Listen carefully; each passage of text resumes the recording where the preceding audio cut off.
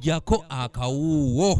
Abatuuze ku kyalo Matanga Bulega mu Katabi Town Council mu disitulikiti y'e Wakiso basatira olw'omugagga John Muzungu okumenya amayumba gaabwe nga mwotwalidde n'okubakuba n'abatuusako obulabe era baagala gavumenti eyingire mu nsonga zaabwe.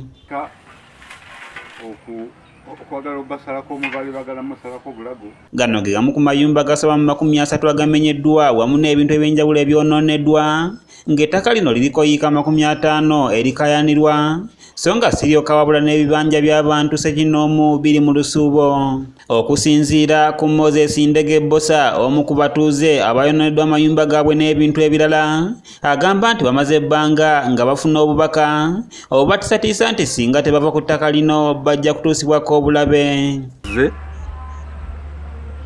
Nga bazze kutta bantu bazze ne weapons ez'obutemu amajambiya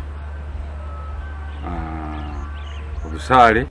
Ono agamba nti ku mulundi guno John Muzungu ne basajja be bazze bamaliridde n'ekigendererwa eky'okutta abantu n'okusaanyaawo buli kamu era bangi basimatuse n'ebisago. Ndozaadde bagezaako kumutta kyokka Katonda n'amuyamba na weapon yayise baliko mulaba mutemye mu maaso wano Katonda liso balijjemu. Abalala abasajja nga 7 babamenyemenye amagulu emikono era obuvune babafunye bw'amaanyi. Oluvannyuma lw'okubakuba bakuulise n'ebintu ebisangiddwa mu mayumba gaabwe omuli n'ensimbi enkalu ezisoba mu bukadde 13. Amadirisa ge bajje mu nnyumba bagatutte seefu njajja kugibalaga wabaddemu ssente. Bosa agamba nti John Muzungu tagambwako nti ne bw'oloopa ku poliisi teryamugambako era nti akozesa linnya ly'amagye n'olukujjukujju olw'okubatwalako ettaka lyabwe n'asaba gavumenti eveeyo enoonyereze ku musajja mukulu ono. Kugula ttaka nga balyagala be baani boogere kyokka mwami John Muzungu ayonoona erinnya ly'amagye kuba atambula n'abasirikale ab'amagye, ayonoona erinnya lya gavumenti kuba akozesa abantu abamu abakulu ennyo ng'agenda agamba nti be bamutumye okujja okubba ettaka lyaffe era tunagaanirako bajja kututta.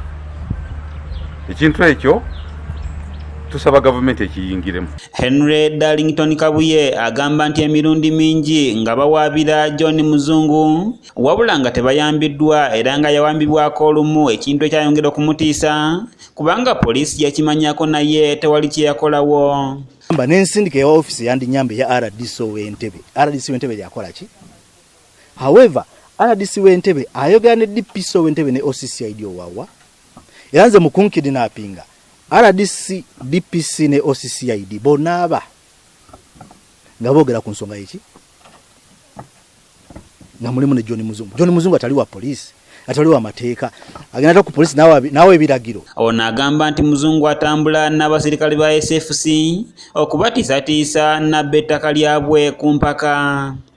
Muzungu atambula n'abasirikale juzi wano jo bajjaawo ne captain wa SFC wano n'agamba agenda kuba abantu ku protest yawagula ajja kuba amasasi bonna abatte. Mu kwogerako ne John Muzungu gwe balumiriza mu lukiiko luyitiddwa mmeeya w'e Katabi Ronald Kalema Basamulekere agambye bw'ati ku bimwogerwako.